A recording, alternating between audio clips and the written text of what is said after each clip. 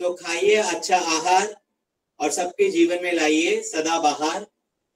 और आप सबका बहुत बहुत धन्यवाद इस सत्र में, इस सेशन में जुड़ने के लिए। आप सबका दिन बहुत बहुत मंगलमय हो। आप सबके साथ सेशन करके मुझे बहुत अच्छा लगा। आगे फिर मिलते हैं। हरिओम। जी आदरणीय धन्यवाद विक्रांत वैभव भैया, और आपने बहुत सुंदर योग का सत्र लिया योगाहार परिवार में। और आदरणीय श्री मुन्नीलाल भैया जी ने विक्रांत भैया जी का नंबर दिया था, और मैंने बात करके आज उन्होंने वैभव जी को योगाहार में जोड़ दिया।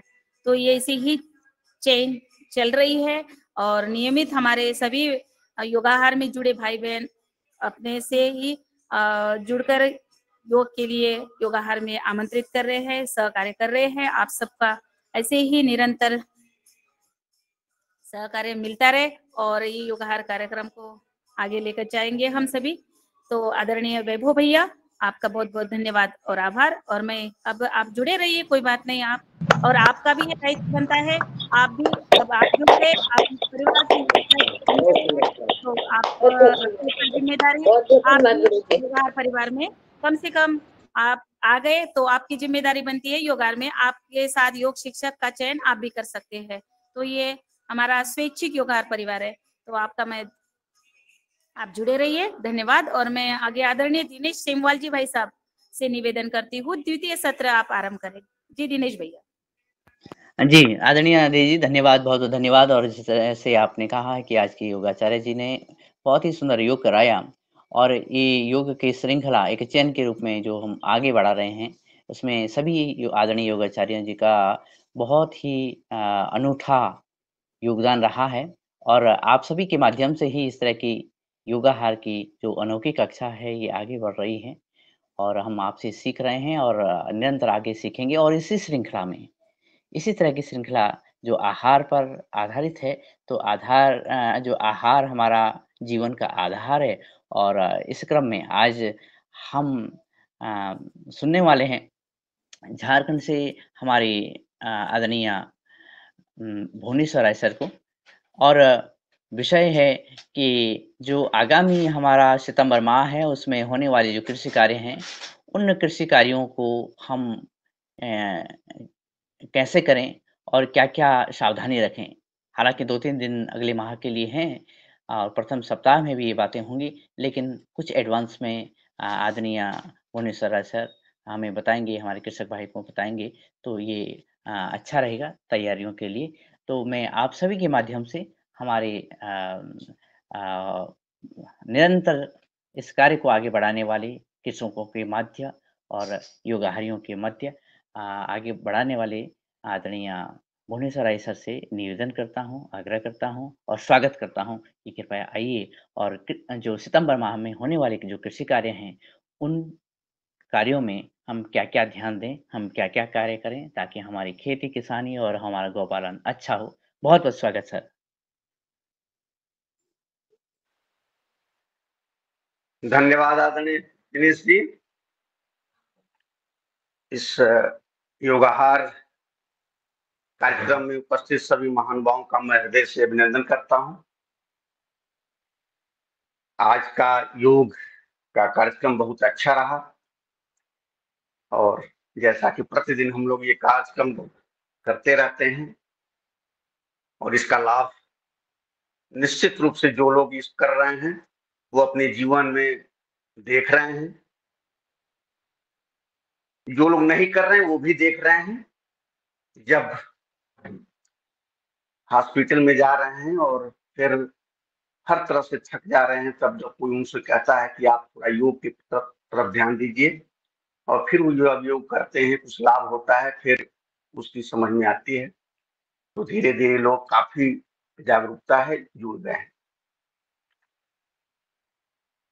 हम लोग खेती किसानी से संबंधित ये मंच है, मुख्य रूप से हर क्षेत्र का मंच है, लेकिन इसी में मुख्य रूप से खेती किसानी, और उसमें भी खेती किसानी तो काफी दिनों से हो रहा है और सब लोग इसको समझ भी रहे हैं, लेकिन मुख्य रूप से जैविक प्राकृतिक खेती को बढ़ावा देने के लिए क्या क्या हम कर सकते हैं, किस तरह से हम कार्य कर सकते हैं, ताकि आने वाले समय में ये बढ़ता चला जाए और एक समय ऐसा आए कि जो भी हम अन्न उपजाएं वो केमिकल फ्री हो और धीरे धीरे फिर पुरानी व्यवस्था लौट आवे, जिसमें सभी लोग स्वस्थ रहते थे और काफी दिनों तक जीवित भी रहते थे, बीमारियां भी कम होती थी। जैसा कि आज का विषय है कि आने वाले समय में हम कृषि के कौन कौन से कार्य करें, तो जितने भी हमारे किसान भाई हैं या जो भी हम लोग हैं, सब लोग जानते हैं कि इस समय खरीफ की फसल खड़ी है, आने वाला समय रबी का है। तो जो खरीफ की फसल खड़ी है उसको अभी मैच्योर होना है, उसकी हार्वेस्टिंग आने वाले समय में होगा। फिर आने वाले समय में हम अगली फसल की बुआई करेंगे। जैसा कि आप सभी लोग जानते हैं कि जो मुख्य मुख्य फसलें हैं वो तो सब लोग के संज्ञान में है, गेहूं, धान, मक्का, ये सारी चीजें कब बोई जाती हैं, कब काटी जाती हैं, बीच में कितने समय लगते हैं, और फिर उसी के हिसाब से कार्यक्रम करते हैं। कुछ चीजें ऐसी हैं जैसे सब्जियों में, तो उस पर ध्यान देने की जरूरत है, और जिन किसान भाइयों का खेत अभी खाली है, जो अभी सब्जी नहीं लगा पाए हैं, वो इस महीने में अपनी सब्जी लगा सकते हैं। जो अगेती आलू की फसल होती है उसके लिए अब टाइम आ रहा है, अगले महीने में आ जाएगा। उसके खेत की तैयारी आप कर सकते हैं। और अमूमन जो आलू की खेत होता है उसमें जो लार्ज स्केल पर जो खेती होती है उसमें धान की रोपाई लोग नहीं करते हैं, वैसे वो ओपन रहता है। और जो थोड़ा सा टाइम सोइंग या लेट सोइंग होता है उसमें जो धान की अर्ली वैरायटियां होती हैं वो होती हैं, तो वो काट करके भी आलू लोग लगाते हैं। इस तरह से आप अपनी व्यवस्था देख सकते हैं। इस समय मूली आप लगा सकते हैं, जो लोग अभी पिछले महीने में नहीं लगाए हैं। गाजर लगा सकते हैं, फूल गोभी, पत्ता गोभी, ब्रोकली, ये सारी चीजें आपका समय है, आप लगा सकते हैं। मार्केट में जो सब्जियां आ रही हैं आप समझ रहे हैं, भिंडी है, इसकी तोड़ाई समय समय पर हो रही है, उसको मार्केट में पहुंचाया जा रहा है। ये जितनी भी सब्जियां होती हैं ये मानकर चलें कि 12 महीना, आजकल तो कुछ ऐसी सब्जियां हैं जो 12 महीना उपलब्ध हैं, और कहने के लिए होता है कि ये सीजनल फसल है, लेकिन किसी कारणवश अगर बीच में ब्रेक हो जाता है और उसका दाम बढ़ जाता है तो हमारे जो उपभोक्ता तो नहीं, वो कम आवाज लगाते हैं, लेकिन हमारी जो सिस्टम है राजनीतिक पार्टियों का, वो इस पर हाय तुबा मचाने लगते हैं कि देखिए ये प्याज का रेट बढ़ गया, ये टमाटर का रेट बढ़ गया, ये फला रेट बढ़ गया, ये फला रेट बढ़ गया। और मुझे बड़ा कष्ट होता है जब ये लोग बोलते हैं कि ये रेट बढ़ गया, और जो बचाव के लोग हैं वो भी उस पर प्रतिक्रिया जिस तरह से देना चाहिए उस तरह से नहीं दे पाते हैं। वो भी नहीं कह पाते हैं कि नहीं ठीक है, ये बढ़ा हुआ है, ये किसानों की संपत्ति है, किसान इस समय जो बिना सीजन के समय में जो सब्जी आपको दे रहे हैं, वो बड़ी मेहनत से, बड़ी कठिन परिश्रम करने के बाद खेत में आता है, खेत से पैदावार करके हम मार्केट में बेचते हैं, तो वो उनका हक बनता है कि इस समय उनको पैसा मिले। तो इसलिए जिनके पास पैसा नहीं है वो सीजनल सब्जी खाएं, जिनके पास नहीं है वो उस जो महंगी चीजें हैं उसको ना खाएं। लेकिन सब लोग उसी में लगे रहते हैं कि ठीक है, बढ़ गया कोई बात नहीं, बढ़ गया उसको आगे सस्ता किया जाएगा। जैसा कि हमारे आदरणीय डॉक्टर किशोर दुबे सर बराबर इस बात को उठाते रहते हैं कि जब भी हमारा कोई फसल का रेट बढ़ने वाला होता है तो जो गवर्नमेंट की पॉलिसियां हैं वो उसमें ध्यान देती हैं। और निश्चित रूप से इतना बड़ा देश है, तो इतने बड़े देश में जब खाने पीने वाली चीजें महंगाई हो जाएगा तो जो गरीब तबके के लोग हैं वो थोड़ा परेशान होते हैं। लेकिन निश्चित रूप से यह भी जानने की जरूरत है कि बस यही एक सेक्टर ऐसा है जिसके महंगाई से है तो वह मचता है, और जितनी भी सेक्टर है जो लोग पैदा कर रहे हैं उनके ऊपर कहीं कोई प्रतिबंध नहीं है, और इस पर बहुत प्रतिबंध है।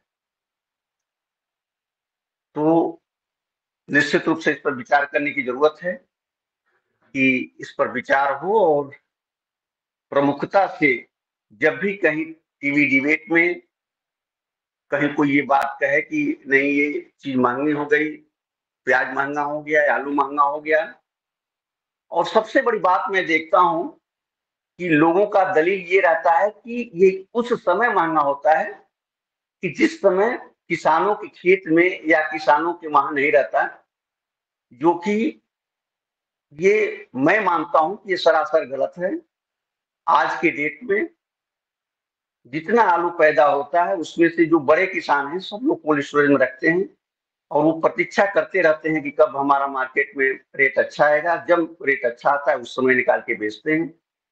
जो हमारे प्याज के किसान हैं वो भी बड़ी अच्छी अच्छी व्यवस्थाएं रखे हुए हैं, प्याज रखते हैं, वो भी इंतजार करते हैं, मार्केट में भेजते हैं। तो और जो खेत में पैदा करते हैं वो भी लोग उस तरफ से पैदा करके भेजते हैं। तो इस पर थोड़ा सा ये लीक से हट के बात हो गई, लेकिन मैं जब देखता हूं तो मुझे कष्ट होता है। टीवी डिबेटों में लोग बोलते रहते हैं कि नहीं ये चीज महंगा हो गई, महंगाई चरम सीमा पर है, सब्जियों का रेट महंगा हो गया, दाल महंगा हो गया। सबसे पहले सब्जियों के प्रकार गिनाए जाते हैं, ये चीज महंगी, ये चीज महंगी, उसमें से मतलब 99% चीजें केवल एग्रीकल्चर का रहता है। अब आप ये बताएं कि जब अगर वो सस्ती रहेगी, जब उपभोक्ता को सस्ता मिलेगा, तो फिर कैसे किसान को अच्छा पैसा मिलेगा? ऐसा तो संभव है नहीं कि वो सस्ता खरीद करके और गवर्नमेंट उसको ज्यादा से ज्यादा कीमत किसानों को देगा, ऐसा तो संभव है नहीं। वो जब बिकेगा तभी किसान को अच्छा पैसा मिलेगा। उपभोक्ता बंधुओं से भी निवेदन है कि वो इस प्रक्रिया में अपना पूरा सहयोग दें और पैसा खर्च करें, अपनी कमाई का कुछ हिस्सा खाने में खर्च करें, जो कि बहुत कम लोग खर्च कर रहे हैं। अपने कमाई का बहुत कम हिस्सा खाने में खर्च हो रहा है। लोग सोच रहे हैं कि ये फ्री में ही सब काम हो जाए, तो ये बहुत चिंताजनक बात है। तो अब हम आते हैं अपने चैप्टर पर। कहने का मतलब वही है कि जो भी सब्जियां आप अगले महीने में या अभी से लगाना शुरू कर दें, जो देख रहे हैं, तो इसमें ये सारी चीजें जो पहले हमने आपको बताया वो आप लगा सकते हैं। लगाने के लिए सब तरीके आपको मालूम है कि आप खेत की तैयारी करेंगे, फिर अच्छे बीज का चयन करेंगे, अपनी नर्सरी अगर तैयार नहीं है तो नर्सरी तैयार करेंगे और फिर उसकी बुआई करेंगे। अभी जो मुख्य रूप से मुझे लग रहा है कि जो धान में समस्या, इस समय का धान का अगर मान ले हम ले लेते हैं तो कुछ जगह तो यूरिया की क्रॉप ड्रेसिंग वगैरह सब खत्म हो गया होगा, नाइट्रोजन की कोई दिक्कत नहीं होगा। लेकिन कुछ जगहों पर अभी कार्यक्रम चल रहा होगा, तो समय समय पर आप जो भी नाइट्रोजन से संबंधित अपनी जैविक प्रक्रियाएं हैं उसको आप खेतों में डालते रहें। बायो फर्टिलाइजर बनाने की प्रक्रिया में हम लोग आगे बढ़ चुके हैं, मल्टीप्लिकेशन की प्रक्रिया में आगे बढ़ चुके हैं।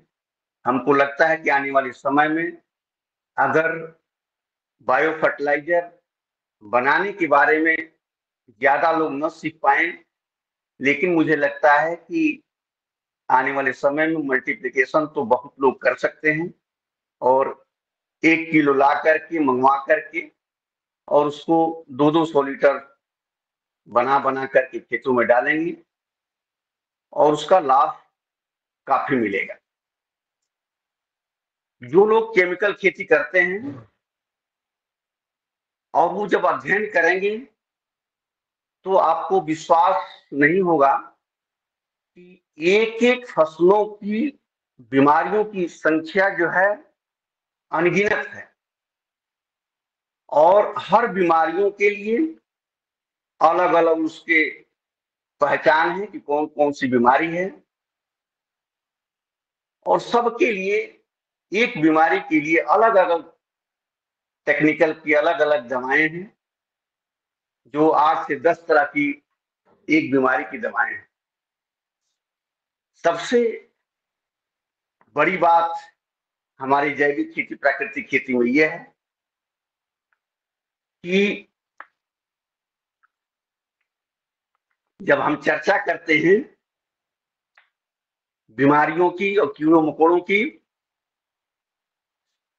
तो जहां हम तुलना करते हैं कि हमारा रासायनिक खेती में इस तरह की बीमारियां लगती हैं और इस स्टेज पर अगर बीमारी लग गया तो 100% तक फसल जा सकता है। ये बीमारी 50% तक नुकसान कर सकती है। लेकिन वही अगर आप जैविक खेती प्राकृतिक खेती की तरफ आगे बढ़ चुके हैं तो निश्चित मानिए कि बीमारी और कीड़ों के बारे में उतना प्रॉब्लम है ही नहीं है और जो है भी उसको बड़े आसानी से कंट्रोल हो जा रहा है। तो धान में इस समय जो भी कीड़े लग रहे हैं, जो भी बीमारियां हैं, उसके बारे में आप देख लें। मुख्य रूप से इस समय जो आने वाला समय है इसमें गंधी बग का अटैक होता है, वो रस को चूस लेते हैं। जो ही फ्लावरिंग होता है उसके रस को चूस लेते हैं और फिर वो जो धान की बालियां होती हैं उसमें दाने नहीं आ पाते और उसमें जो दाना है उसमें कायदे से चावल नहीं बन पाता। उसके लिए आप फिर वही चीजें जब जाएंगे उसमें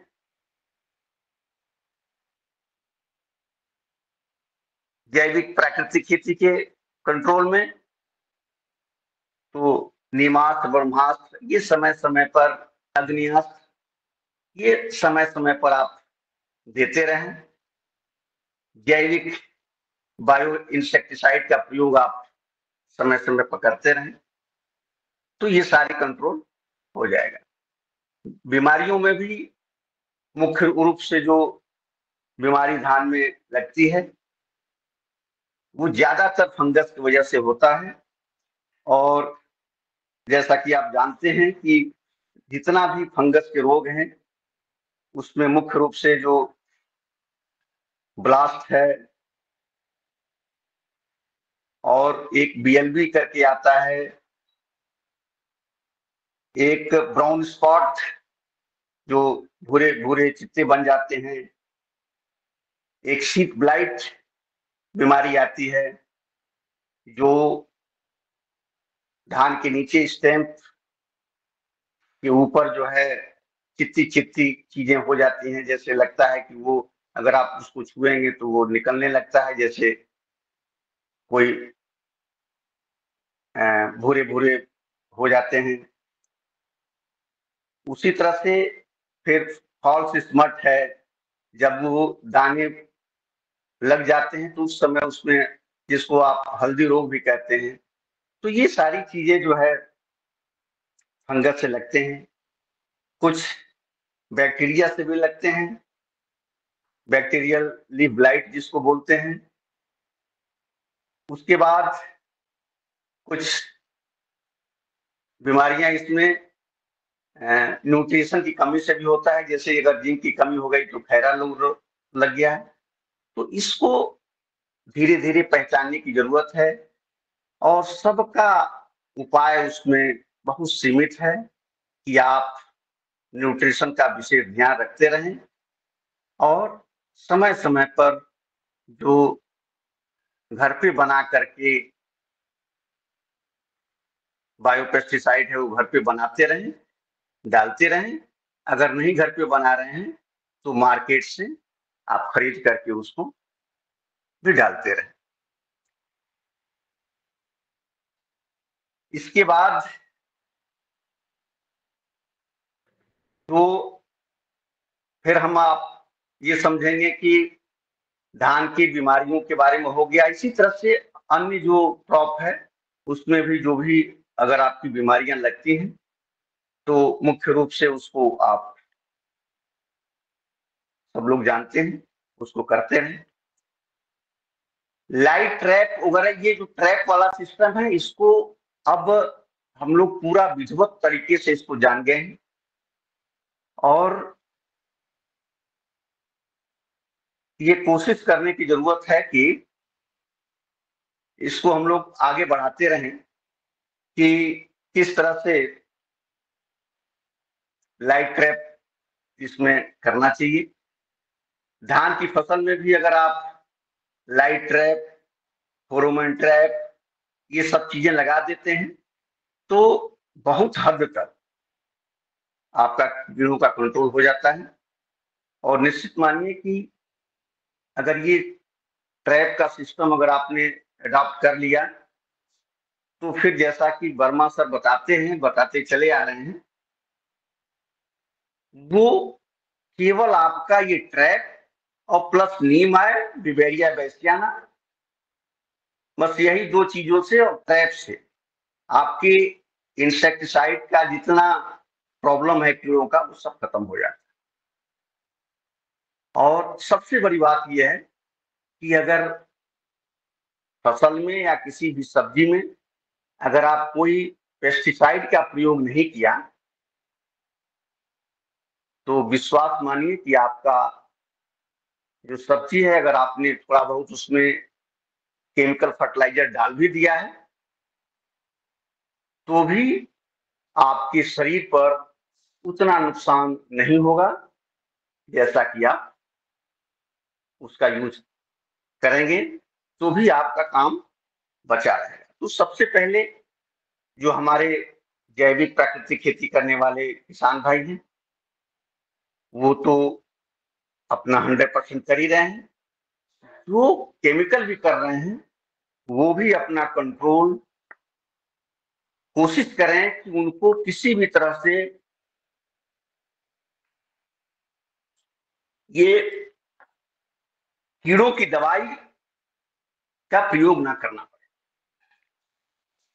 अगर उतना भी कंट्रोल कर लिए तो वो अपनी खेती को आगे बढ़ा लेंगे और हमारे अपने लिए और अन्य उपभोक्ताओं के लिए भी अच्छा उत्पादन दे सकते हैं।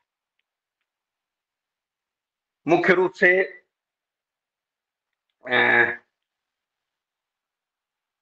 मैं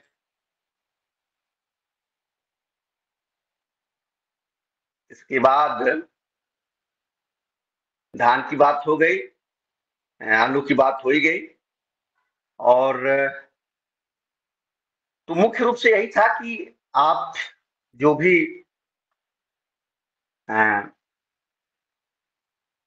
जो आने वाली फसल है उसके बारे में ध्यान दीजिए, और जो अभी फसल है उसको देखिए और उसको जो भी उसमें कमियां हैं उसको सुधारिए और आगे बढ़िए। मुख्य बात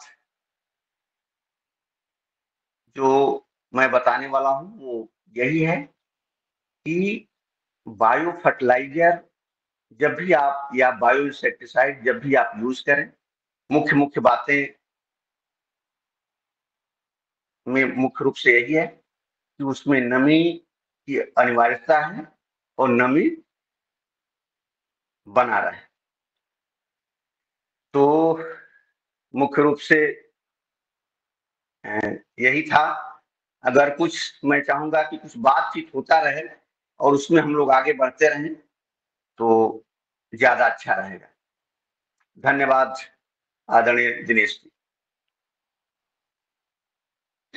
जी आदरणीय, बहुत ही सरल ढंग से आपने सितंबर माह के कृषि कार्यों की बात रखी है और आपने रखा है कि जो हमारी खरीफ की फसल खड़ी है उसमें हम उसकी देखभाल के लिए क्या कर सकते हैं, और साथ में जो फल सब्जियां हैं उसके साथ किस तरह से उसको संवार सकते हैं।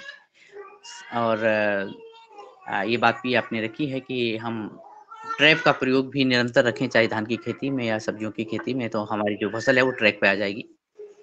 और क्या जो मेरी तरफ से ये भी प्रश्न है कि जो किसान भाई, क्योंकि अभी त्योहारी मौसम आ रहा है और फूलों की तैयारी कर रहे हैं, फूलों की खेती के लिए तैयारी कर रहे होंगे, उस पे भी अगर प्रकाश डालेंगे तो अच्छा रहेगा। जी।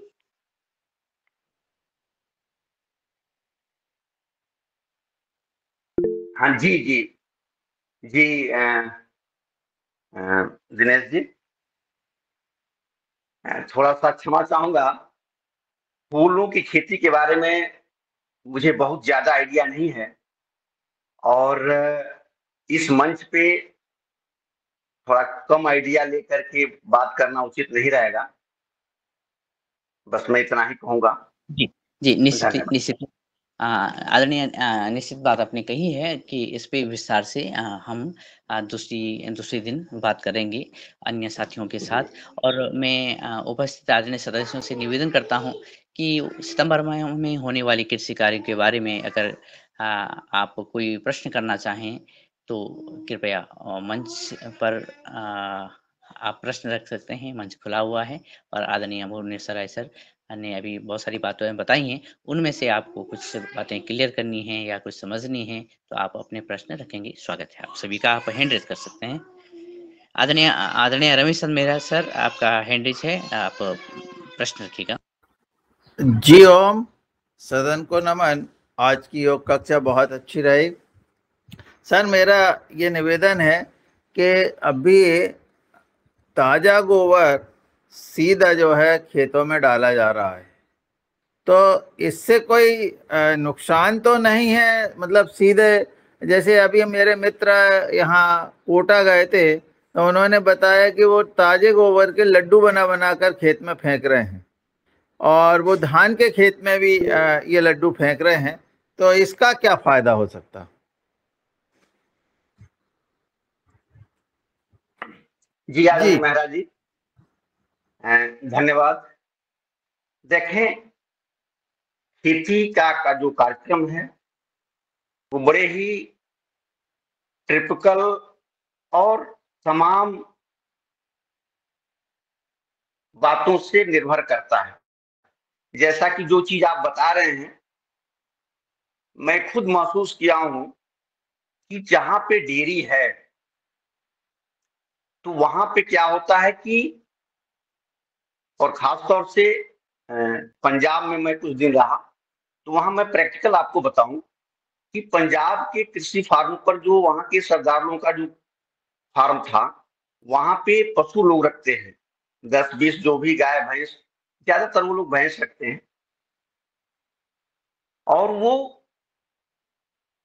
जो गोबर होता था उसमें से काफी, मतलब केवल पानी की फोर्स से वो बहा देते थे, और नालियों के माध्यम से उनका सीधे जो है खेतों में चला जाता है, धान की खेतों में। और मैं देखता था कि वो जिन जिन खेतों में, जैसे जो नियरेस्ट वाले खेत थे जिसमें बराबर वो चीजें जाती थी, उस समय वो जितना उनका फार्म रहता था वो सबसे अच्छा वो रहता था। तो ये प्रैक्टिकल मेरा देखा हुआ है, और आपने जो देखा है और जो किसान बता रहे हैं निश्चित रूप से वो सही है। उसमें जो भी हमारे गाय के गोबर में जीवाणु हैं वो सीधे खेतों में जाते हैं, फिर मल्टीप्लिकेशन उनका होता है और वो फसल को फायदा करते हैं। कुछ क्षेत्रों में जैसे गोबर को उठा करके और खेतों में जो जगह जगह पर लोग रखते हैं, जैसे खेत खाली है और वहां पे डाल देते हैं, फिर उसकी जुताई तत्काल हो जाती है, वो माना जाता है कि नुकसानदेह है, और उसमें कुछ ऐसे हानिकारक कीड़े पैदा हो जाते हैं जो फायदे के बजाय हमारे खेत में फसलों के लिए नुकसानदेह होते हैं। तो डायरेक्ट पानी के साथ घोल करके और जो पानी में फेंक दिया जा रहा है या घोल करके दे दिया जा रहा है, वो मेरे हिसाब से फायदा है। ये मैं प्रैक्टिकल रूप से भी देखा हूं, आप बता भी रहे हैं। लेकिन उसको अगर आप कहीं पे इकट्ठा कर रहे हैं और इकट्ठा करने के बाद फिर बिना सड़ा हुआ फेंक रहे हैं, तो वो अच्छी बात नहीं है। उसको इकट्ठा करें, गड्ढे में इकट्ठा करें और उसको पूरा सड़ा लें। सड़ाने के बाद कोशिश करें कि उसमें और कुछ जीवाणुओं का समावेश करें और फिर तब उसको खेतों में डालें, वो ज्यादा फायदा हो। और इस समय तो अब गोबर की इतनी कमी हो गई है, मैं तो कहूंगा कि कोई भी किसान अपने खेत में गोबर को पूरा सड़ाने के बाद उसमें निश्चित रूप से और एक्स्ट्रा जीवाणु, हर तरह के जीवाणु उपलब्ध हैं, और हर तरह के जीवाणुओं को उसमें मल्टीप्लिकेशन करें, उसको उसमें डालें। निश्चित रूप से वो ज्यादा से ज्यादा फायदा होगा। ये मैं खुद प्रैक्टिकल भी किया हूं हरिद्वार में, जैसा कि आप लोगों को कई बार बता चुका हूं कि उस क्षेत्र के सारे गोबर हम लोगों ने खरीद करके और जगह जगह इकट्ठा करवा करके उसमें से वहीं पे ले जा करके और फिर हर तरह के ट्राइकोडर्मा से लेकर के और सारे जीवाणुओं को, उसमें कई तरह के जीवाणुओं को उसमें डाल डाल करके फिर 10, 15, 20 दिन के बाद फिर उसको खेतों में डलवाया गया, जिसका बहुत ही बेनिफिट हुआ। तो इस तरह से करने की जरूरत है। आगे बढ़ करके जो लोग ये कर रहे हैं, जो लोग बना रहे हैं, बना लें, वो अच्छी बात है। नहीं तो अब समय आ गया है कि आप मार्केट में जाएं और बायो फर्टिलाइजर, बायो पेस्टिसाइड निश्चित रूप से उसको लाएं, उसका मल्टीप्लिकेशन करें। जैसा कि इस मंच से ज्ञानवर्धन हो रहा है कि हम कैसे कैसे मल्टीप्लिकेशन करेंगे। अभी तो एक आध प्रोडक्ट पर बात हुआ है, आने वाले समय में हमको लगता है कि हर प्रोडक्ट पर कैसे कैसे मल्टीप्लिकेशन होगा, और वो चीज बहुत अच्छी बात है और उससे किसान को बहुत फायदा होगा।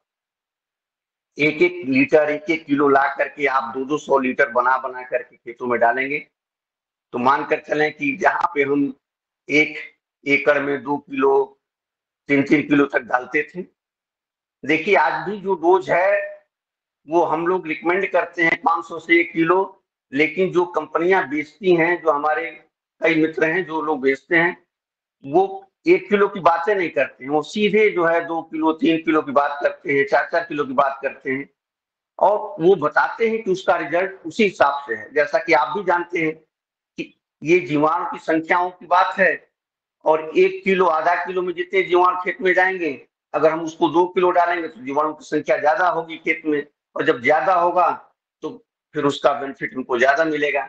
जैसा कि हम केमिकल में करते हैं।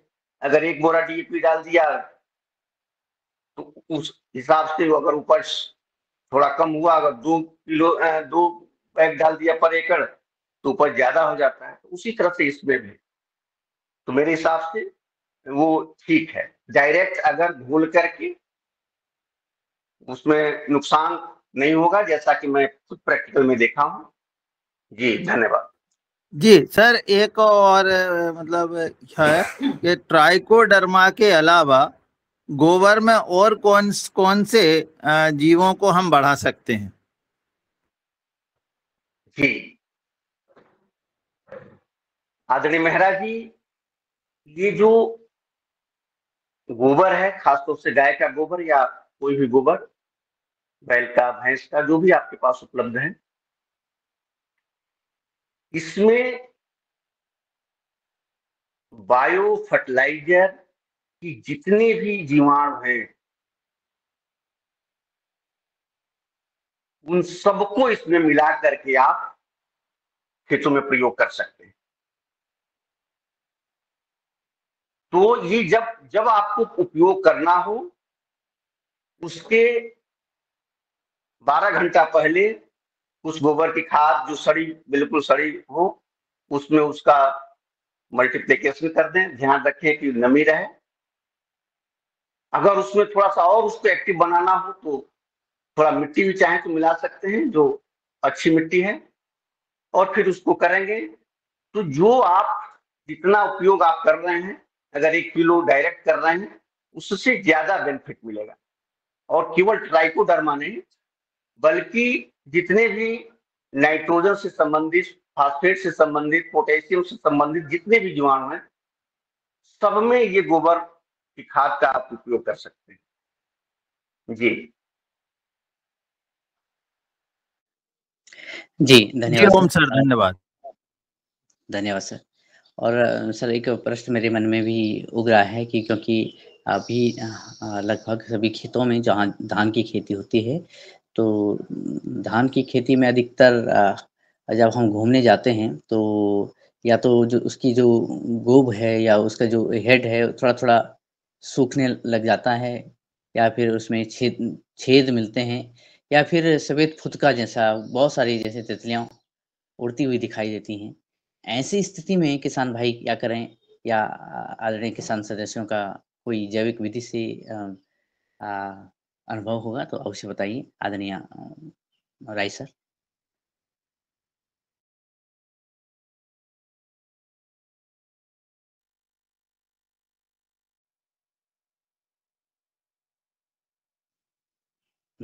जी। सर मेरी आवाज़ सदन तक पहुँच रही होगी? हाँ जी, जी, जी आदरणीय दिनेश सर।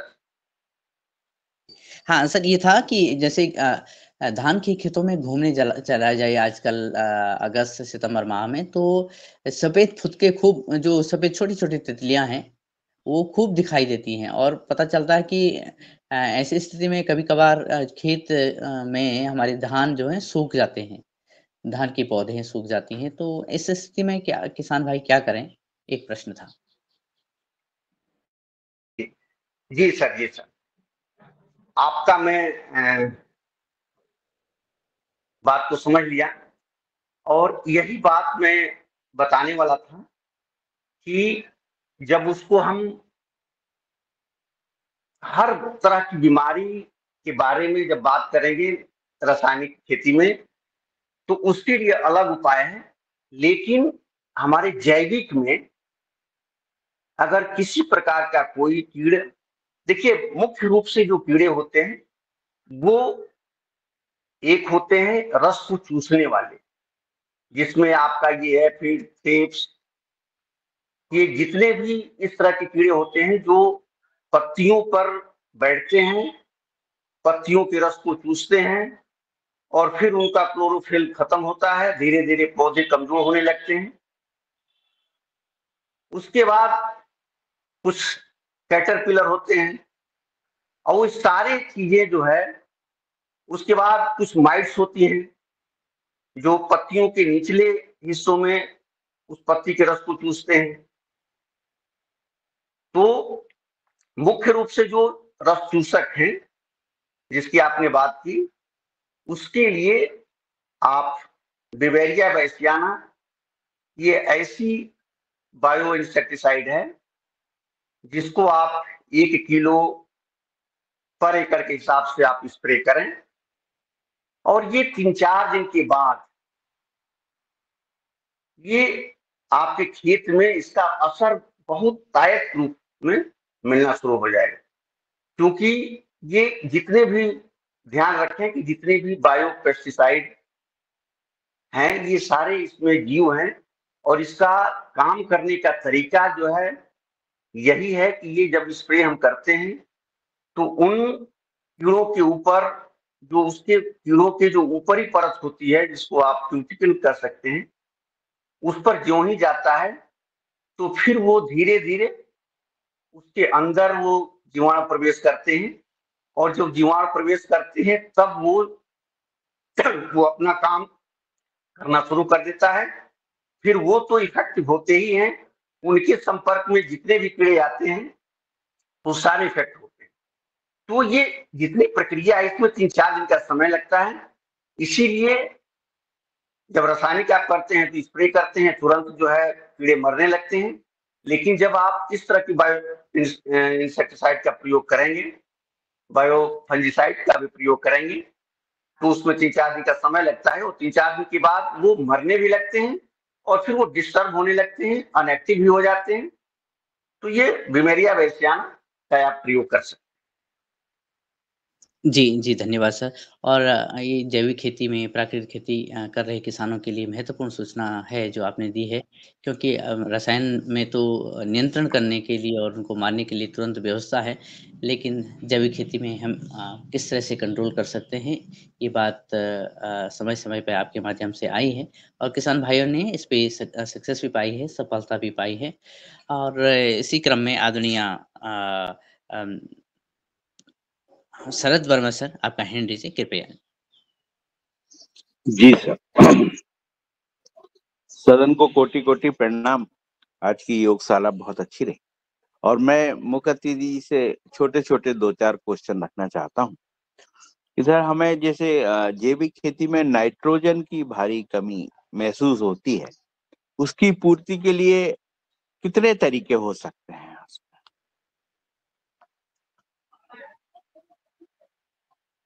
जी आदरणीय वर्मा जी।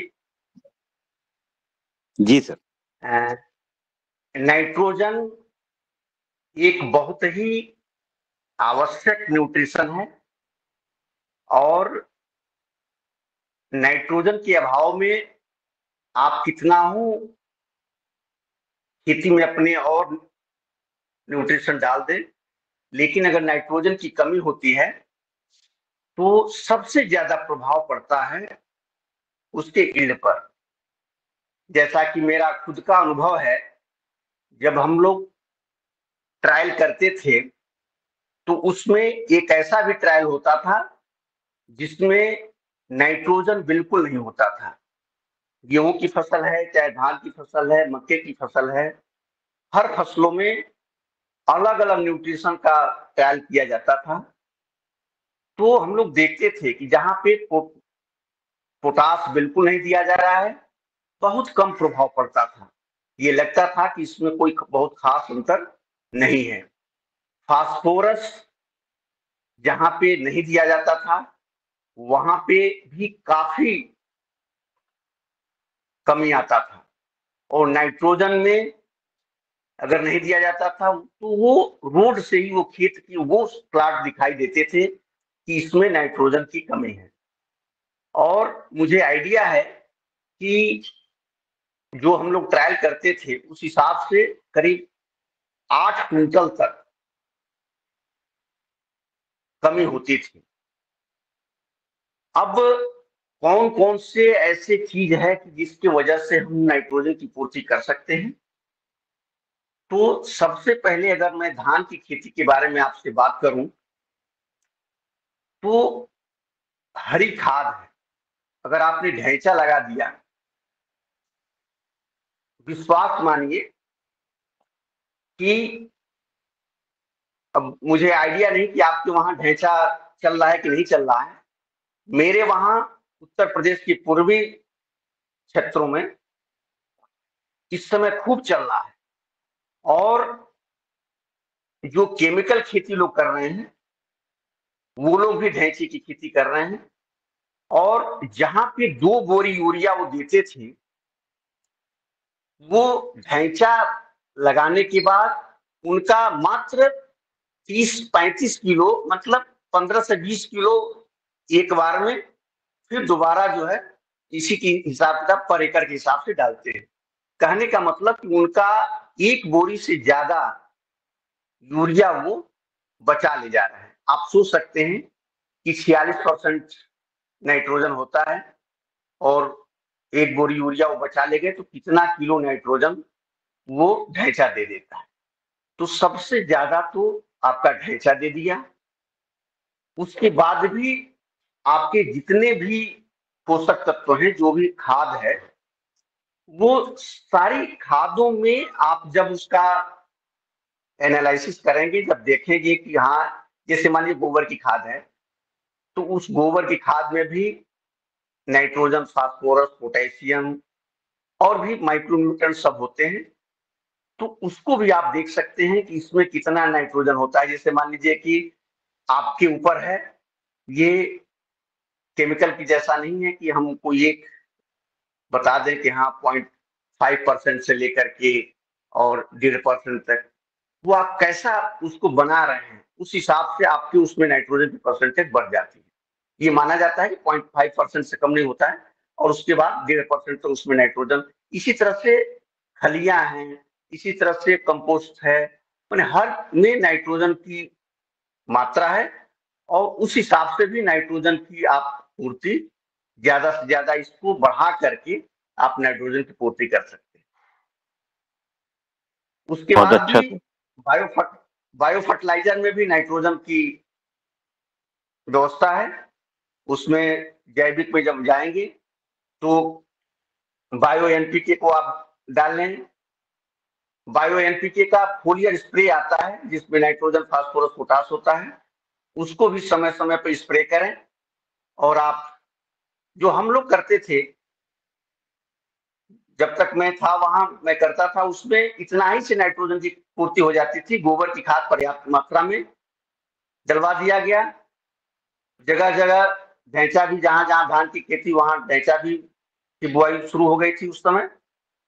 और उसके बाद बायो फर्टिलाइजर में जो भी नाइट्रोजन वाली है उसको पर्याप्त मात्रा में दे करके, और बायो एनपीके का प्रयोग 3 बार के आसपास हम लोग स्प्रे करवा देते थे और करीब करीब नाइट्रोजन की पूर्ति हो जाती थी।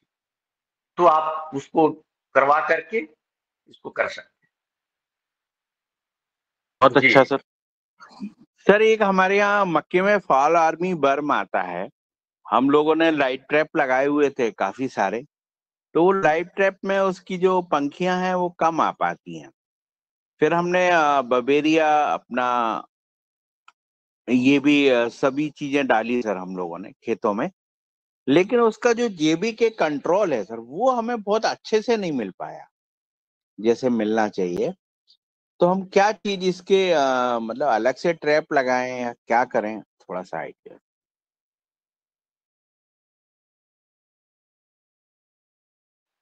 जी जी, बॉलवर्म के लिए तो फेरोमोन ट्रैप भी आता है ना, जी उसका आपने उपयोग किया उसमें?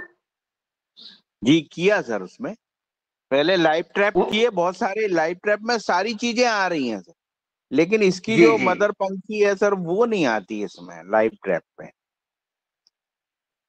जी जी जी, तो वो काफी, और हमारे कहने का मतलब, मक्के में काफी नुकसान करती है सर ये। जी जी, हमारे कहने का मतलब ये था कि जो फेरोमोन ट्रैप होता है वो जी स्पेशली कीड़ों के लिए होता है। तो अगर उसको आप यूज करें तो काफी जैसा कि आप जानते भी हैं कि हर फसल के लिए, हर कीड़ों के लिए अलग अलग ल्योर आते हैं उसमें। तो अगर उस ल्योर को आप प्रयोग करते हैं तो निश्चित रूप से उसमें कमी आएगी। सर आपने एक अगर एकड़ में कितने फेरोमोन ट्रैप यूज करना चाहिए? हम लोगों ने 2 लगाए हुए हैं 1 एकड़ में। जैसे 50 एकड़ है जी तो 100 फेरोमोन ट्रैप लगा हुआ है सर हमारे पास। तो इसमें जो कितने होने चाहिए सर कम से कम 1 एकड़ में? और एक फसल से एकड़ में कितनी ऊपर देखिए, लगा रहे हैं? जी जी जी ये जी हाँ जी जी दिनेश जी कुछ कहना चाह रहे हैं? जी जी आदरणीय एक बार आदरणीय भुवनेश्वर राय सर बात रख लेंगे, फिर आदरणीय विनय कुमार वर्मा सर के पास हम जाएंगे। आप बात रखिएगा आदरणीय राय सर जी।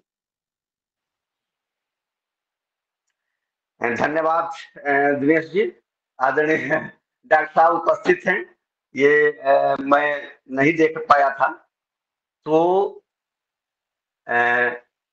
मैं जो है खुद डॉक्टर साहब को बोलूंगा कि वो इस बात पर आने और उस बात को कहें। लेकिन जो ये है कि जैसा कि आपने पूछा कि कितने उस पे है, तो ये जो आपका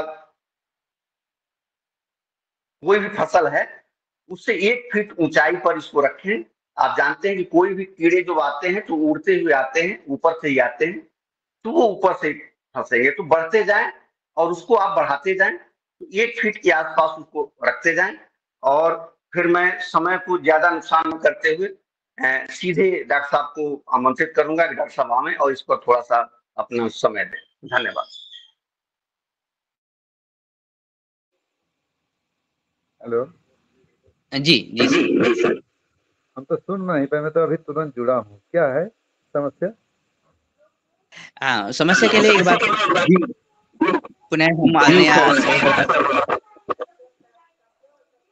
जी सर प्रणाम। अगर मैं शरद वर्मा बोल रहा हूँ और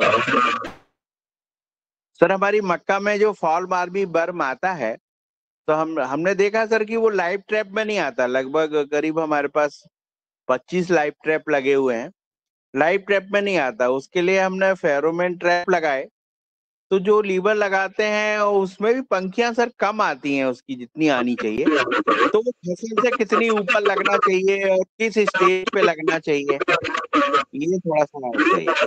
तकरीबन 1 एकड़ में 2 लगाए हैं सर, तो हमारे पास 100 फेरोमोन ट्रैप लगे हुए हैं। आदरणीय विनय कुमार जी, आप जब आदरणीय शरद भैया जी बोलते हैं तब आप अपना म्यूट कर लें, नहीं तो आवाज नहीं आ रही है साहब जी, प्लीज। जी शरद भैया। जो 50। जी सर आप बोलिए। नहीं आप बोलिए आप बस। जी सर मैं ये बताना चाह रहा था सर कि जो फेरोमोन ट्रैप 50 एकड़ में लगे हुए हैं हमारे, 2-2 के हिसाब से लगाए हैं हमने। 1 एकड़ में कितने फेरोमोन ट्रैप होना चाहिए और फसल में सर कितने दिन में उसको ऊंचा करते जाएं? क्या उसको हर 8 दिन में ऊपर करना पड़ता है? उसके विषय में थोड़ी जानकारी चाहिए था। जो हम लोग लीवर लगाते हैं फसल में, लेवर कहते हैं उसको, और वो 1 फीट ऊपर रखो, कम से कम 1 से 1.5 फीट ऊपर। जैसे फसल जैसे जैसे बढ़ती जाए ना, वो डंडा इतना बड़ा लगाओ अपना कि जितनी फसल है उससे 1 फीट ऊंचा हो, और कम से जी कम 10 फेरोमोन ट्रैप लगाओ। 2 से क्या होने वाला, कुछ नहीं होगा, इसीलिए आप कंट्रोल नहीं हो रहा। 1 एकड़ में 10 सर। हाँ, और क्या, मॉनिटरिंग के लिए, जी जैसे जी शुरुआत में जैसे कि हमारे खेत में कीड़ा है कि नहीं, इसके लिए तो 2 पर्याप्त हैं, मगर उनको देखना पड़ेगा आपको कि उसमें कीड़े कितने आ रहे हैं। अगर उनकी संख्या कम होगी तब कम आएंगे ना उसमें, अगर वहाँ फ्रीक्वेंसी जी जी और ज्यादा, तो या तो आप रखे रहें, जब जरूरत हो तब फिर लगा दें उसमें। फिर कम से कम अगर 10 हो। और लाइट ट्रैप में आते हैं भाई आप वो शुरू 3 स्टेज जब करता है, सर चाहे इसकी फाल पंखी नहीं आती। हाँ, अरे आए, फॉल आर्मी बर्म की पंखी सर लाइट ट्रैप में नहीं आ रही सर। हम लोग पहचानते नहीं ना, कोई कीड़ा नहीं पहचानते हैं। दिक्कत ये है, कौन कीड़ा है कैसे पहचानते हैं आप? और वो देखो, वो इनकी जब संख्या होगी तभी तो आएंगे। और वो 3 स्टेज में अटैक करता है। पहले तो शुरुआत में करता है, पत्तियों को खाना शुरू करता है, फिर बीच में मिडिल स्टेज में, फिर लास्ट स्टेज में आता है जब दाना बनता है। और वो उसका अटैक इसी तरह 3 स्टेज में होता है। आप देखो, पूरा मैं भेज दूंगा आपको, पूरी जब तक हम साइकिल पूरी नहीं पता होगी, हम कभी भी लगाते हैं और फिर सोचते हैं मेरा कंट्रोल नहीं हो रहा, और वो बड़ी आसानी से कंट्रोल होता है। आप देखे होंगे जब से लगाए होंगे आपका कितना फर्क पड़ा है, कितना फर्क पड़ा है सारे बताओ। कीड़े बहुत आते हैं सारे। आपकी दवा कितनी कम हो गई बताओ। बहुत कम हो। तो आप उसको लगाओ, देखो वो लाइट शुरुआत से लगा दें। कब लगाए थे आप लाइट ट्रैप बताओ। नहीं, लाइफ टाइम में तो सर हमने शुरू से लगे। तो शुरू से अटैक हो रहा है फिर उसका, और तो सब कंट्रोल हो रहा सर। एक फाल आर्मी बर्फ जो है ना, वो बगल वाले खेतों से आ जाता है। अरे कितना परसेंट कंट्रोल है बताओ, कितना सर रह गया, लगभग कितना 70-80% कंट्रोल है उस पर।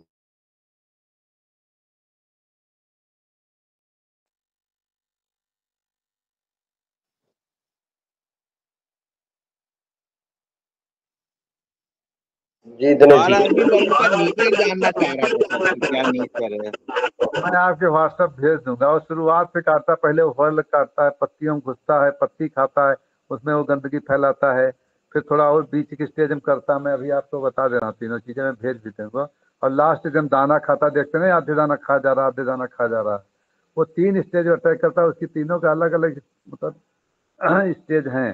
पहले वेजिटेटिव स्टेज में, फिर फ्लावरिंग के आसपास, फिर जब ग्रेन फिलिंग स्टेज, शुरुआत पूरी पूरी लाइफ साइकिल में अटैक करता है। और हम लोग करते कि हम लोग लास्ट जब देखते हैं तब हम शुरुआत करते हैं। लाइट ट्रैप अगर शुरू से लगा दो, मैं कह रहा हूँ 80% आपकी समस्या खत्म। आपकी जो फिर कंट्रोल करने के लिए जो आप फेरोमोन ट्रैप लगा दो साथ में, तो लगभग 90%, इससे ज्यादा कंट्रोल कभी दवा से भी नहीं कर सकते हो। सर लाइफ ट्रैप तो हमारे सर 3-3 किलो कीड़े भरा गए सर। इतने कीड़े आए उनके अंदर बहुत।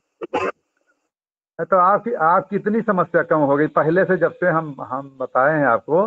ये दुनिया भर की चीजों में लोग उलझे रहते हैं, कोई मेहनत नहीं, कोई रिस्क नहीं। लोगों के लिए हेल्दी खाना है, आप जानवर को भी अच्छे से खिला सकते हो। और जो प्रदूषण फैल रहा दुनिया भर का, जो पेस्टिसाइड वाला, उससे बच सकते हो, लागत बच रही। सबसे इजी टेक्निक है। उसके बाद आपको जब जरूरत हो तो बिवेरिया स्प्रे कर सकते हो। आपका कुछ परसेंट कहीं दिखाई पड़ रहा पैच में, तो आप बिवेरिया का ले लो। ना हो तो कोई क्या है, राख वाख मिला के उसको फेंक दो। क्या है, बवेरिया तो सर हम ही बढ़ाते, हम ही बनाते हैं सर कुछ। जरूरत हो तो स्प्रे कर दो। जी सर, संभवतः ये निदान मिला है। और मैं तो अनुरोध करूँगा कि आने वाले समय में एक जो फेरोमोन ट्रैप है, असल में ये जो ट्रैप हैं, ये हमारे खेतों के लिए एक लाइफ गार्ड की तरह कार्य करते हैं, जो कि हमें डिटेक्ट कर लेते हैं कि पहले की क्या संभावनाएँ हैं कीटों के आने की। और इससे अगर पता चल जाए तो हम अग्रिम आने वाली कार्यवाही करेंगे। जब एक बार हमला हो चुका होगा, तो मेरे ख्याल से फिर कोई भी उपाय करना थोड़ा कठिन हो जाता होगा। और इस बात को लेकर के हम आगे बढ़ेंगे और इस पे चर्चा भी करेंगे। इसी क्रम में मैं आदरणीय ओंकार नाथ जी तक पहुँचूँ झारखंड, उससे पहले मैं पहुँचता हूँ हरिद्वार और आदरणीय पवन कुमार सर से निवेदन करता हूँ कि आज की वार्ता में शामिल होकर के अपनी टिप्पणी दीजिएगा। तत्पश्चात हम आगे बढ़ेंगे। धन्यवाद। जी, धन्यवाद दिनेश जी। आज के हमारे मुख्य वक्ता भुवनेश्वर राय जी का अभिनंदन। बहुत बढ़िया तरीके से आप अपनी बात रखते हैं, और आपको इस चीज के लिए भी बहुत धन्यवाद, क्योंकि अभी कुछ दिन पहले आपने एक दूसरे देश के जो कृषि अधिकारी हैं, वैज्ञानिक हैं, किसान हैं, उनके साथ आपने एक वार्ता की थी, जिसमें उनको जो वहाँ पर केमिकल फर्टिलाइजर बताते हैं, उसके बारे में पूरा उसका चित्रण किया। उसमें फिर ये बताया कि अगर आप जैविक तरीके से करोगे तो आपको कितनी बचत होगी, कितने यूरिया आप बचा पाओगे। आप अगर जैविक और दोनों केमिकल दोनों तरीके से करोगे तो आपके कितना यूरिया बचेगा और कितनी आपकी लागत इसमें कम हो जाएगी खेती में। क्योंकि जिस जगह के देश के किसान थे और अधिकारी थे, वो सब केमिकल का ही उपयोग कर रहे थे, और अब धीरे धीरे परेशानी की अंतिम स्थिति तक पहुंचने वाले थे।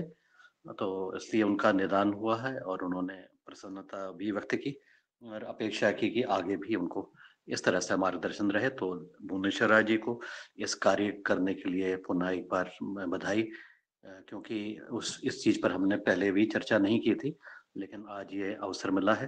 तो मैं ये बात बताना चाह रहा था। और करीब 50-60 वैज्ञानिक और विश्वविद्यालय के और बाकी अन्य किसान जो कि अच्छे किसान थे, वो उनको यह जानकारी जब दी गई और ये नजरिए के साथ दी गई कि आप अपनी खेती में केमिकल का और फर्टिलाइजर का, पेस्टिसाइड का धीरे धीरे करते हुए आप कमी लाएंगे और अपने उत्पादों को आप, अपनी जो खेती है उसको जैविक और प्राकृतिक खेती की तरफ बढ़ेंगे, तो इसमें आपको बचत भी होगी और आपको लाभ भी होगा। साथ में और भी आपके देश को भी इसमें जो अभी आप फर्टिलाइजर खरीदने के लिए फॉरेन करेंसी का जो इस्तेमाल करते हैं उसमें भी धीरे धीरे कमी आएगी। तो दूसरी महत्वपूर्ण बात जो चर्चा चलती है कि हमें पूर्ण जो है समाधान नहीं मिलता है। मुझे लगता है कि ये इस चीज में हमें इस पर सोच पर हमें विचार करने की जरूरत है, क्योंकि जब हमने केमिकल खेती की शुरुआत की थी और केमिकल पेस्टिसाइड करने की हमने शुरुआत की थी, उस समय भी यही कहा गया था ये केमिकल डाल दें आपको पूर्ण समाधान मिल जाएगा। पूर्ण समाधान कुछ समय के लिए मिला, लेकिन उसके दुष्प्रभाव भी देखने को मिले, क्योंकि प्रकृति में कोई भी चीजों को आप नष्ट नहीं कर सकते हैं। जो चीज बनाई हुई है उसको आप नहीं करेंगे कहीं ना कहीं। और ये विशेषकर छोटे जीवों के बारे में मैं बातचीत कर रहा हूँ।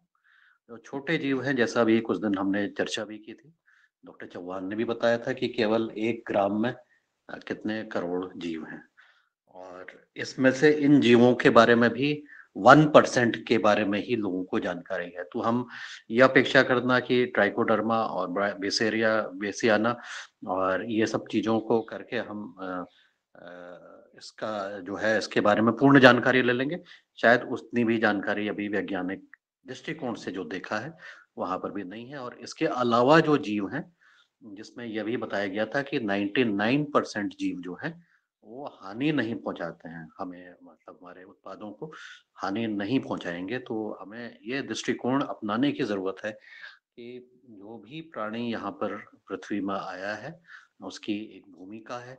हो सकता है कि हमारे लिए वो हमारे लिए हानिकारक हो, और लेकिन किसी न किसी प्रकृति की किसी साइकिल में उसकी उपयोगिता हो। अब ये एक मेरा मानना है, और अभी कोई वैज्ञानिकता इसकी नहीं है कि आपका जो बहुत ही शत्रु जो वो है कीट कह देंगे या कोई हमारा जीवाणु है, उसकी क्या फायदा हो सकती है प्रकृति और भगवान की सृष्टि में होने के लिए, क्योंकि हो सकता है वो कैसे कैसे न्यूट्रिएंट की रिसाइकिल करने में उसकी महत्वपूर्ण भूमिका हो, इनडायरेक्टली। डायरेक्टली तो हमें नुकसान दिख रहा है। तो इस दृष्टिकोण से हमें ये सोचना है, मुझे लगता है कि हमें जो बाकी प्राणी है उसमें 100% किसी को हम समूल नष्ट कर देंगे, इस मानसिकता से हमें केमिकल खेती में भी बचना है। और जैविक खेती और प्राकृतिक खेती तो सबको साथ लेकर के चलने की पद्धति है। तो आपको केवल आबादी कम करनी है, इतनी आबादी कम करनी है कि उसकी जो नुकसान है आपका वो आर्थिक रूप में कम हो सके, कम रहे, और उसको अपना योगदान भी समझे कि ये प्रकृति के प्रति हमारा योगदान है। इस दृष्टिकोण से अगर मेरे ख्याल से अगर हम विचार करते हैं और इसको विचार विमर्श करते हैं, हो सकता है कि इसमें भी कुछ नया रास्ता हमें मिले, कुछ करने के लिए, कुछ समझने के लिए और कुछ प्राणियों को देने के लिए। नहीं तो हमारे जो सनातन धर्म है, हम कहते हैं कि चींटी को भी दे। अब चींटी को क्यों दें, उससे हमारा क्या फायदा है? कुत्ते को क्यों दें, उससे क्या फायदा? तो इस तरह से जो चीजें रखी गई है, और गौ माता तो खैर है ही, जिससे कि सारी चीजें हमारी चल रही है। तो जब हम चींटी के बारे में सोच सकते हैं जिससे कि हमें डायरेक्टली कुछ फायदा नहीं हो रहा है, आर्थिक रूप से तो कम से कम नहीं हो रहा है, तो वो जो फायदा उसका प्रकृति के साथ है उस पर हम विचार करें और देखें कि आबादी को हम कैसे कम कर लें, और उससे सब लोग खाने को सबको मिले, भोजन सबको मिले, लेकिन आबादी कम रहे। तो शायद उसको भी पर्याप्त एक आध उसने नुकसान कर भी दिया तो कोई बात नहीं, उसको नजरअंदाज करने की जरूरत है। तो ये सब चीजों को अगर हम ध्यान में रखें और शायद हम अपने किसानों को इस तरफ प्रेरित करें कि वो धीरे धीरे अपने केमिकल का और रसायन का उपयोग कम करें अपने जिंदगी से, और धीरे-धीरे उसमें कमी लाएँ। कुछ तकनीकें बहुत उत्तम हैं, कुछ और इसको फिर मुझे लगता है कि समझने में काफ़ी समय लगता है क्योंकि इस बारे में भी तो चर्चा बहुत ज़्यादा नहीं हो रही है। अब होने लग गई है, सरकार भी करने लग गई है, बाकी वैज्ञानिक भी करने लग गए हैं, फिर भी जो किसान पूर्ण रूप से जैविक प्राकृतिक खेती नहीं कर रहे हैं और केवल केमिकल खेती कर रहे हैं, उनको भी उनसे भी संवाद करके उनको इसके बारे में बताना और यदि संभव हो तो ऐसे किसानों को भी इस मंच पर लाइए, उनको भी यहाँ पर उनकी बात भी सुनें कि उनका क्या मानना है, ये केमिकल खेती करने से उनको क्या लाभ हो रहा है, वो प्रकृति को क्या कुछ दे पा रहे हैं। तो ऐसे कोई किसान को अगर आपको मिले, जो कि अपने उससे वर्तमान में केमिकल खेती से संतुष्ट है, हो सकता है पूर्ण रूप से संतुष्ट हों और कहें कि नहीं इसके अलावा तो मुझे कुछ करना ही नहीं है, उनकी भी बातें हमें सुनने की ज़रूरत है, जिससे कि वो चीज़ हमें पता लगे जो हम रोज़ चर्चा नहीं करते हैं। तो ऐसा कुछ सुझाव है मेरा, इसमें विचार करते हुए आने वाले समय पर चर्चा करेंगे। इसी के साथ मैं अपनी वाणी को विराम देता हूँ। नमस्कार। जी, आदरणीय धन्यवाद और जो आपने बात रखी वो कृषि पारिस्थितिकी को सुदृढ़ करने के लिए ये बात रखी है और जो वार्तालाप हो रही थी वो भी लगभग इसी दिशा में आगे बढ़ रही है और ये बात निश्चित है कि जब तक हम अपने खेत की पारिस्थितिकी को नहीं सुधारेंगे और पारिस्थितिकी को सुधारने के लिए जो कीट-पतंगों का बहुत हल्ला हो गया तो प्राथमिक स्तर पर उनको रोकने की व्यवस्था हम करेंगे और उसके बाद धीरे-धीरे प्रकृतिमय हमारी जब खेती होगी तो हम निश्चित ही आगे बढ़ेंगे। ये वार्तालाप सामने आई है और ऐसे उदाहरण जो सफल किसान भी आने वाले समय में योगा के मंच पर पुनः आएँगे और अपनी बात कहेंगे। आपकी वार्ता के बाद मैं आदरणीय ओंकार नाथ जी तक पहुँचता हूँ और निवेदन करता हूँ वो अपनी बात रखिएगा और अब समय भी संकेत दे रहा है, तो आपकी वार्ता के बाद आज का कार्य संपन्न हो जाएगा।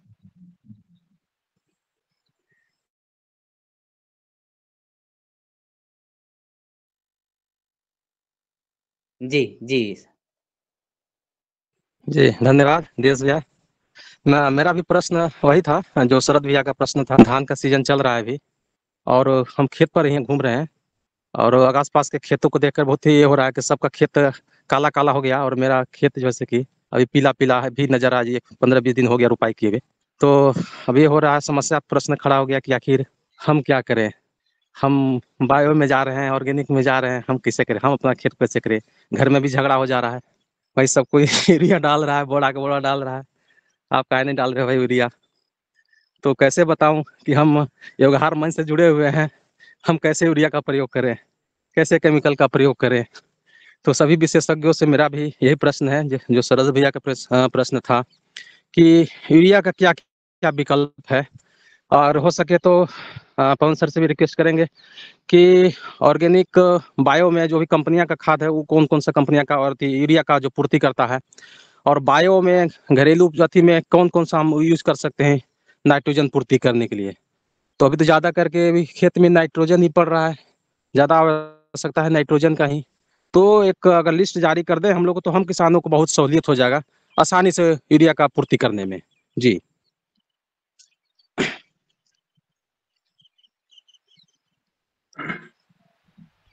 मेरा जी जी प्रश्न भुवनेश्वर सर से भी है और विशेषज्ञों से भी, सभी से है। इसका एक लिस्ट जारी कर दें ताकि हम लोग यथाशीघ्र नाइट्रोजन की पूर्ति कर सकें। घरेलू उपचार में घरेलू में क्या नाइट्रोजन पूर्ति कर सकते हैं? क्या इसमें जीवामृत वगैरह उपयोग हो सकता कर सकते हैं और भी कंपनियों का भी लिस्ट जारी कर दें तो ज़्यादा अच्छा रहेगा। जी, जी।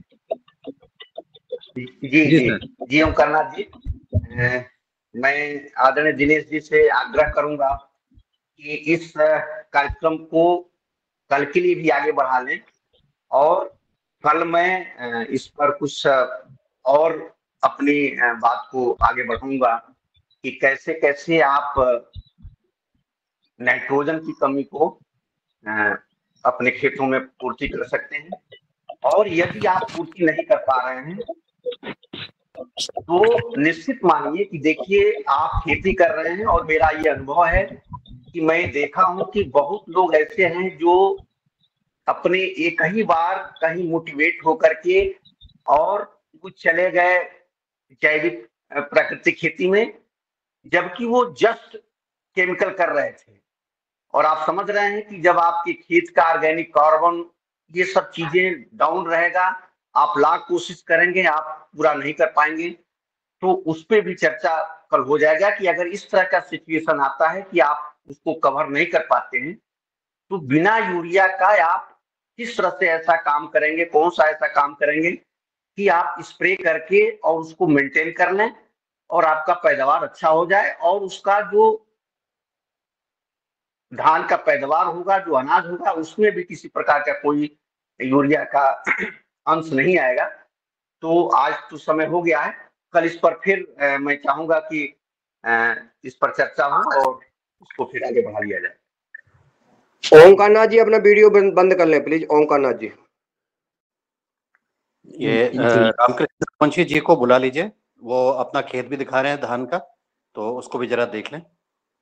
और वो जी जी चाह रहे हैं। जी आदरणीय रामकृष्ण रघुवंशी सर, आप अपने खेत में मौजूद हैं और वो आपका हैंड रेज भी है और आज की इस समस्या को भी आप सुन रहे हैं, तो कृपया आप अपनी बात रखिएगा। सभी को ओम। और मुझे जो संक्षिप्त समय मिला है, जैसे अभी ऊपर से जो प्रश्न था कि वो हम कैसे यूरिया की पूर्ति करें, तो मैं भाई साहब से ये पूछना चाहता हूँ, आपके घर में एक गाय है क्या?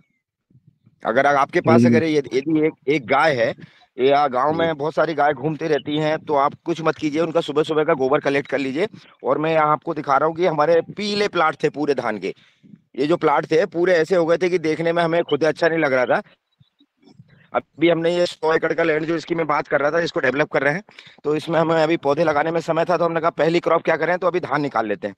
तो इसमें क्या किया हमने, आप जब गौर से इसको देखेंगे ना, तो जो गाय का गोबर है, जो पानी का मुहाना हमारा दिख रहा है यहाँ पे, ये पानी के मुहाने पे क्या करते हैं हम लोग कि गाय के गोबर में थोड़ा सा गुड़ मिला के और एक पोटली बना लीजिए जूट के बोरे में, और वो एक एक बूंद पानी है जो जहाँ से जाने का उसका रास्ता है, और कोई अगर मान लो पोटली भी नहीं मिलती तो आप तो ताजा गोबर और गुड़ मिला के वहां पे ढेर लगा दीजिए, तो वो उसमें से फ्लो होके पूरे उसमें जाएगा, तो ये उसका पूरा अपने आप कलर बदल गया। तो आप ये छोटा सा प्रयोग है कि आप बाकी कुछ करने की जरूरत नहीं, गाय का गोबर मिल जाएगा, गुड़ कहीं भी मिल जाएगा। ये दो चीजें हैं, दोनों को मिला के अगर आप प्रयोग करेंगे तो आपकी धान का स्वतः आप देखेंगे जहां जहां से वो गाय के गोबर का पानी निकल के जाएगा, वो पूरा आपका, ये देखिए पूरा कलर बदल गया। नहीं तो इसका इतना कलर बेकार हो रहा था कि पूरा पीला हो रहा था, क्योंकि हमने यहाँ लैंड शेपिंग की थी, ऊपर की उपजाऊ मिट्टी एक तरफ साइड में कर दी थी, बंड फॉर्मेशन किया, बेड बनाए, तो इसमें उपजाऊपन खत्म हो गया था।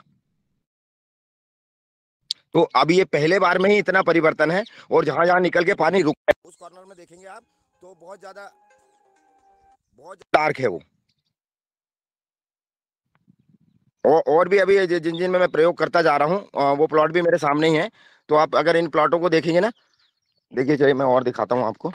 ये अभी ताजा प्रयोग किया है हम लोगों ने, ये देखिए पाइप के सामने हमारे पास यहाँ भी मात्र एक गाय और एक उसकी बेटी है, और एक अभी गाय जो गाय है वो अभी मतलब ब्याही है। तो हमारे पास 3 गौ माता हो गई, बाकी अभी 50 और लाने का है। ये देखिए यहाँ हमने गड्ढा किया था, अगर आप यहाँ देखेंगे तो यहाँ पूरा मुरम के अलावा और कुछ भी नहीं है। ये मैं इसको थोड़ा सा बड़ा करता हूँ, मैक्सिमाइज। ये देखिए ये जो गड्ढा दिख रहा है ना, यहाँ पे हम ये इधर से जो पाइप लाए, पाइप के मुहाने पे ये गोबर रख देते हैं यहाँ पे पोटली बांध के। तो ये जो कलर जो है ना चेंज हुआ, अलग दिख रहा है आपको, जहां जहां से वो गाय के गोबर का पानी गया है ना, वो आप देखिए वो पूरा कलर ही अलग दिख रहा है आपको। तो ये मतलब सबसे अच्छा विकल्प है खाद का। वो वहाँ जो पीला पैच बना है, वहाँ की मिट्टी टूट गई थी, पाल टूट गई थी, तो वहाँ वो अलग दिख रहा है, वहाँ की मिट्टी जो बह गई है। और बाकी आप ये देखिए कलर कितना बढ़िया शानदार हो गया इसका।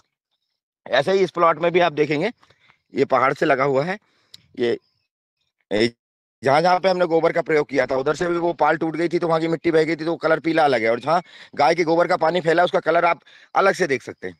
तो सिंपल सी बात है, गाय का गोबर लीजिए गुड़ मिला के, और उस पानी के साथ उसको बहाइए, उसमें सारे कल्चर मौजूद होते हैं।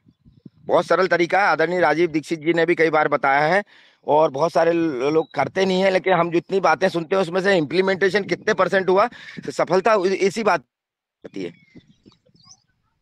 तो इसलिए आप एक छोटा सा प्रयोग है, बाकी दूसरी चीजों को कल्चर का उपयोग भी कर सकते हैं आप, लेकिन सबसे सरल विधि है बगैर पैसे की, आप इसको जरूर करें। प्रतिदिन आप ये समझ लीजिए आपकी ड्यूटी है कि सुबह जाके आपको वहाँ एक मान लो 1 एकड़ का खेत है तो उसमें 5 किलो के आसपास गोबर उसमें घोल के और वहीं से जाने दीजिए मुहाने पे से जहाँ से पानी जाता है। जी ओम। जी जी धन्यवाद रघुवंशी भैया, ये प्रयोग जरूर हम करेंगे। हाँ ये प्रयोग करने चाहिए। हम लोग क्या सुनते बहुत हैं, सारी कथाएं सुन के आते हैं ना, जैसे हर जगह से हम वो, लेकिन इम्प्लीमेंटेशन के नाम पे अगर ऐसा बोलें कि अगर यार इम्प्लीमेंटेशन तो वो भगवान बिल्कुल हमारा मतलब 10% भी नहीं होता उसमें से। तो किसी एक विधा पे काम करके 15-20 दिन उसको ऑब्जर्व करिए, अपने आप आपको अंतर दिखेगा। अब वो वहां जहाँ से मिट्टी बह गई थी, जहाँ हमारा पानी ठहरा वो पीला पैच हो गया, और जहाँ गाय का गोबर का प्रयोग हुआ है ये देखिए शानदार पैच दिख रहा है, कलर ही अलग है इसका। तो इसमें नाइट्रोजन की पूर्ति भी हो जाएगी, टिलिंग भी अच्छी होगी, और भूमि हर साल आपकी उपजाऊ होती चली जाएगी। ये आपके होमवर्क में डाल लीजिए आपकी, मेरे पास खाद नहीं है तो मुझे 1 तगारी गोबर गांव में से उठा के लाना ही है सुबह का, गाय का सुबह का लाते हैं तो बहुत अच्छे रिजल्ट है। रात भर उसकी डाइजेशन प्रक्रिया होती है गाय की, एक बहुत लंबा विषय है, उस पर भी बात कर सकते हैं अपन। लेकिन आप गाय का सुबह का गोबर इकट्ठा करके और ऐसे जहाँ मुहाना होता है जहाँ से आपका पाइप जाता है वहां पे डाल दीजिए आप, तो वो पूरे खेत में धीरे धीरे कल्चर फैल जाएगा। जी ओम। जी जी धन्यवाद आदरणीय।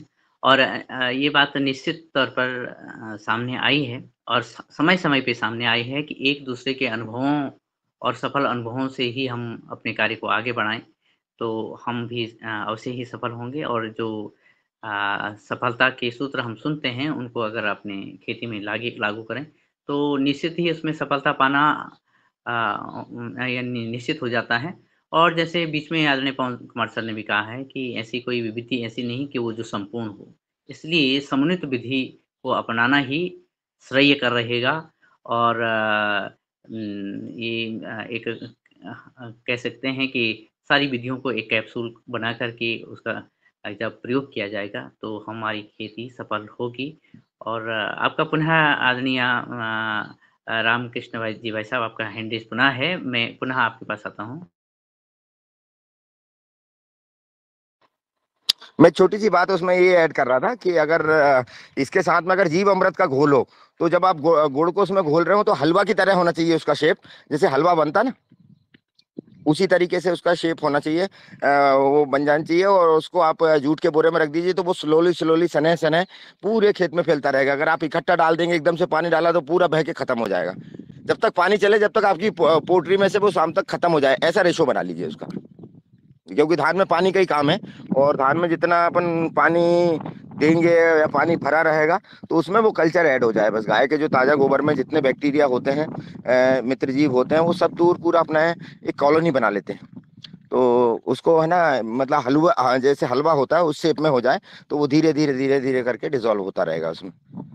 जी ओम।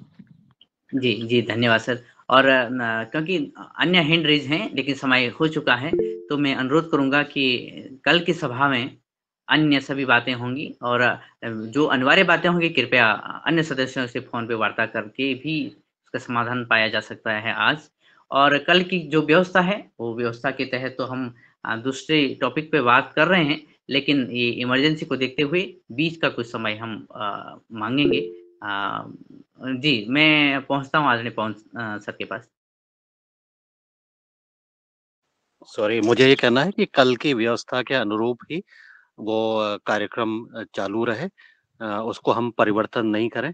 ये इमरजेंसी नहीं है, इमरजेंसी ये है कि आज ही दिन के टाइम में हमारे भुवनेश्वर राय जी और जो वॉलेट है हमारे ओंकार नाथ जी आपस में संवाद कर लें दिन के टाइम पर, तो उससे समाधान आज ही हो जाएगा। कल तक के वेट भी नहीं करना है। कल की हमारी जो महत्वपूर्ण विषय है वो जारी रहेंगे जो हम प्लान्ड हैं पहले से। ऐसा मेरा सुझाव है। जी जी धन्यवाद जी आदरणीय। सर, हम ओंकार नाथ जी से स्पेशली बात कर लेंगे और जो भी उनकी प्रॉब्लम है, जो भी वो जानना चाहते हैं कि क्या क्या चीजें और कंपनियां उपलब्ध कराती हैं, सबका लिस्ट, सबका इमेज भेज देंगे और उनसे इस पर बात कर लेंगे। धन्यवाद। जी मेरा बस सुझाव ये है कि जितने भी तरह के विकल्प मिलते हैं ओंकार नाथ जी को, उसको वो सबको ट्राई करें, छोटे छोटे एरिया में ट्राई कर लें। जो भी चीज आपको अच्छी लगती है उसको आप आगे बताएं भी और एक दिन खेत में दिखाएं भी कि इसका प्रभाव क्या पड़ा है, कौन सी पद्धति कैसे रही है, किसका रहा। तो आप ट्रायल कर लेंगे, इसी बहाने ट्रायल भी हो जाएगा और आपके अनुभव भी आ जाएंगे और सदन को भी इसका लाभ मिल जाएगा। जी धन्यवाद।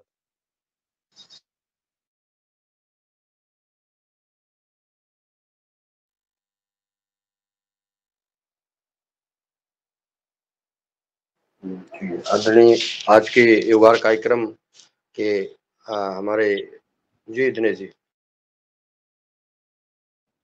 जी आप अपनी बात कर दीजिए।